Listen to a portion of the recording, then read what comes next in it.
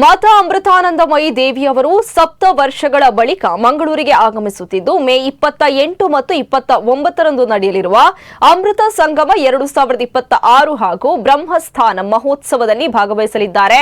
ಮಾತಾ ಅಮೃತಾನಂದಮಯಿ ಸೇವಾ ಸಮಿತಿಯ ಅಧ್ಯಕ್ಷ ಸುರೇಶ್ ಅಮೀನ್ ಮಂಗಳೂರಿನಲ್ಲಿ ಈ ವಿಷಯವನ್ನು ತಿಳಿಸಿದ್ದಾರೆ. ಬೋಳೂರಿನ ಮಾತಾ ಅಮೃತಾನಂದಮಯಿ ಮಠದ ಸಭಾಂಗಣದಲ್ಲಿ ನಡೆದ ಪತ್ರಿಕಾಗೋಷ್ಠಿಯಲ್ಲಿ ಮಾತನಾಡಿದ ಅವರು, ಈ ಬಾರಿ ಕೇರಳದ ಹೊರಗೆ ಕರ್ನಾಟಕದಲ್ಲಿ ಆಯ್ಕೆಯಾದ ಏಕೈಕ ಸ್ಥಳ ಮಂಗಳೂರು ಎಂಬುದು ವಿಶೇಷವಾಗಿದೆ. ಮಂಗಳೂರಿನ ಭಕ್ತರ ಮೇಲಿರುವ ಅಮ್ಮನವರ ಅಪಾರ ಮಮತೆಯ ಪ್ರತಿಫಲವೇ ಆಯ್ಕೆ ಎಂದು ಭಕ್ತರು ಅಭಿಪ್ರಾಯ ಪಡುತ್ತಿದ್ದಾರೆ ಎಂದರು. ಪತ್ರಿಕಾಗೋಷ್ಠಿಯಲ್ಲಿ ಮಾತಾ ಅಮೃತಾನಂದಮಯಿ ಸೇವಾ ಸಮಿತಿಯ ಗೌರವಾಧ್ಯಕ್ಷರಾದ ಡಾ ಜೀವರಾಜ್ ಸೊರಕೆ, ಸಿಎ ವಾಮನ್ ಕಾಮತ್, ಡಾ ವಸಂತಕುಮಾರ್ ಪೆರ್ಲಾ, ಅಮೃತ ಸಂಗಮ ಆಯೋಜನಾ ಸಮಿತಿಯ ಕಾರ್ಯದರ್ಶಿ ಸಿಎ ರಾಮನಾಥ್ ಹಾಗೂ ಡಾ ದೇವದಾಸ ಪುತ್ರನ್ ಉಪಸ್ಥಿತರಿದ್ದರು.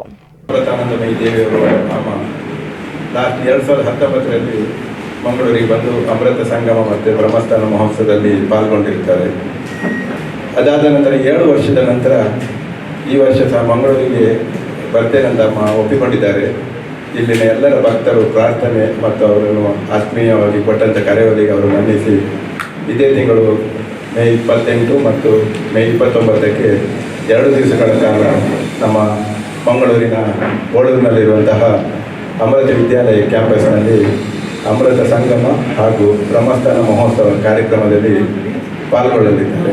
ಈ ಕಾರ್ಯಕ್ರಮಕ್ಕೆ ಬರುವಂಥವರಿಗೆ ಯಾವುದೇ ಜಾತಿ ಮತ ಭೇದ ಇಲ್ಲ, ಎಲ್ಲರೂ ಸಹ ಇದರಲ್ಲಿ ಕಾರ್ಯಕ್ರಮದಲ್ಲಿ ಭಾಗವಹಿಸಬಹುದು. ಹಾಗೂ ಅಮ್ಮನವರು ಧಾರ್ಮಿಕವಾಗಿ ಬ್ರಹ್ಮಸ್ಥಾನ ಕ್ಷೇತ್ರದಲ್ಲಿ ಹಲವಾರು ರೀತಿಯ ಪೂಜೆ ಹಾಗೂ